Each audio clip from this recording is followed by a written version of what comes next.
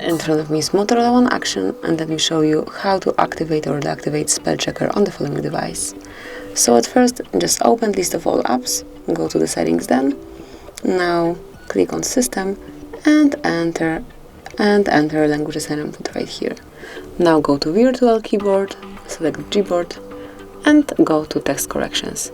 Scroll down to the very bottom of the list and here you've got spell check. So unless it is active, just mark the switcher, and once it is blue in my case or once it is colorful, your spell checker will be active, so you will have all misspelled words marked while typing. And this is it, that will be all. Thank you for watching. Please subscribe our channel and leave the thumbs up.